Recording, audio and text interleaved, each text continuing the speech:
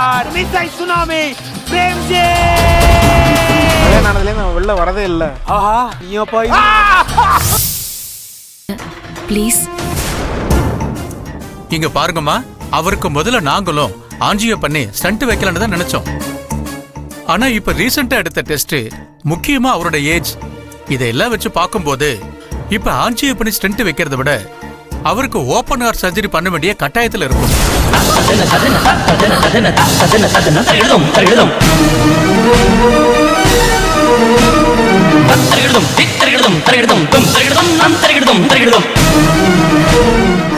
திரே, doctor என்னடா சொல்றாரு? அவருக்கு இதே ஐயோ ஐயோ, அவர் உடம்பு எப்படிடா இதெல்லாத்தையும் தாங்கும்? ஏன் டாக்டர், நீங்க தானே சொன்னீங்க ஆஞ்சியோ பண்ணா அப்பாவை காப்பாத்திடலாம், அது போதும்னு சொன்னீங்களே. இப்ப வந்து திடீர்னு இப்படி சொன்னீங்கன்னா எப்படி டாக்டர்? நான் தான் சொன்னேன்லம்மா, பட் நிலைமை இப்ப கொஞ்சம் சீரியஸா இருக்கு. நந்தினி, நீங்க கொஞ்சம் சொல்லி உங்களுக்கு புரிய வைங்க. அப்படியே மேற்கொண்டு ஆக போற ட்ரீட்மெண்ட் அமௌண்ட்டை பத்தியே உங்களுக்கு சொல்லிடுங்க. ஓகே? Okay doctor. இங்க பாருங்க, பயப்படாதீங்க. உங்க அப்பா சீஃப் கார்டியாலஜிஸ்ட் கண்காணிப்புல தான் இருக்காரு. இப்போ உங்க அப்பா இருக்கிற உடல்நிலைய பார்த்து அவருக்கு ஓபன் ஹார்ட் சர்ஜரி பண்ணாதான் அவரை பொழைக்க வைக்க முடியும்னு சொல்றாரு.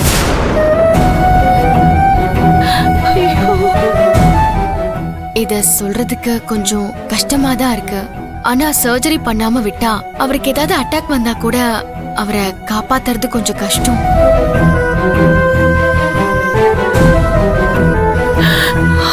என்ன நந்தினி, திடீர்னு இப்படி எல்லாம் சொல்றீங்க? ஆமா செல்வி, நீங்க படிச்ச பொண்ணு, நான் சொல்றத அண்டர்ஸ்டாண்ட் பண்ணிப்பீங்கன்னு நம்புறேன். He is in critical condition. Madam, நீங்க என்ன சொல்றீங்கன்னு எனக்கு புரியல. எங்க அப்பா நல்லா வந்துருவாரு, அவருக்கு எதுவும் ஆகாதுன்னு நீங்க தானே நம்பிக்கையா சொன்னீங்க. இப்ப என்ன மேடம் இப்படி சொல்றீங்க? வேலு, இப்பவும் நான் அதே தான் சொல்றேன். நாங்க மேக்ஸிமம் ட்ரை பண்றோம். அதனாலதான் டாக்டர் சொல்ற ஓபன் ஹார்ட் சர்ஜரி கூட அவசியம்னு நான் உங்களுக்கு புரிய வச்சிட்டு இருக்கேன். ஐயோ, என்னடா இப்படி சொல்றாங்களே இப்ப? டேய், ஓபன் ஹார்ட் சர்ஜரி பண்றதுக்கு அவர் உடம்பு எப்படிடா தாங்கும்?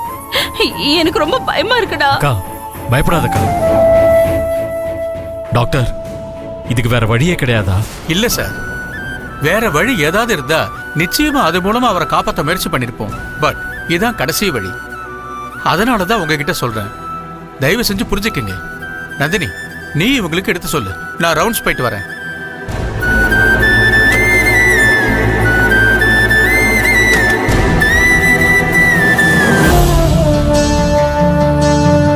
அம்மா இங்க பாருங்க, தெரிஞ்சோ தெரியாமலோ நீங்களும் உங்க ஃபேமிலில இருக்கிற எல்லாரும் என் குடும்பத்துல ஒருத்தங்க மாதிரி ஆயிட்டீங்க. எனக்கும் அப்பா சீக்கிரம் குணமாகி வரணும்னு தான் ஆசை. அந்த அக்கறையில தான் சொல்றேன். செல்வி, உங்களுக்கு எங்க மேல நம்பிக்கை இல்லைன்னா நீங்க ஒரு செகண்ட் ஒப்பீனியன் கூட எடுத்துக்கோங்க.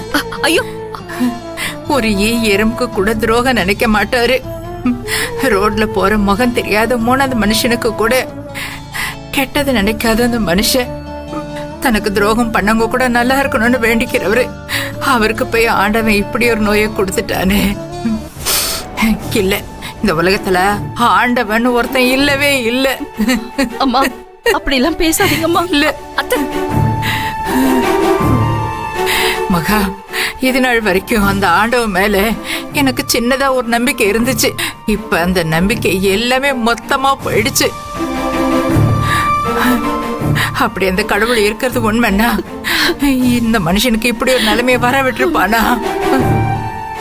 ஐயோ, அங்க பாரு அந்த மனுஷனை, பேச்சு மூச்சு இல்லாம கிடக்குறாரு. அழாதீங்கம்மா, அப்பாக்கு ஒண்ணும் ஆகாது. அதான் இவ்வளவு தூரம் சொல்றாங்கல்லம்மா.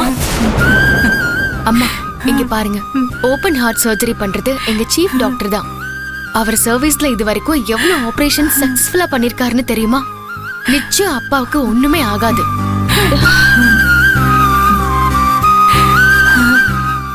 கூடவே நானும் இருப்பேன். நீங்க பயப்படாம இதுக்கு சம்மதிங்க. செல்வி, ப்ளீஸ் நீங்க சொல்லுங்க. டாக்டர், இதுல யோசிக்க என்ன இருக்கு? எங்களுக்கு எங்க அப்பாவோட உயிர் தான் முக்கியம். நீங்க சொன்ன மாதிரி அந்த சர்ஜரி பண்ணுங்க. Good decision.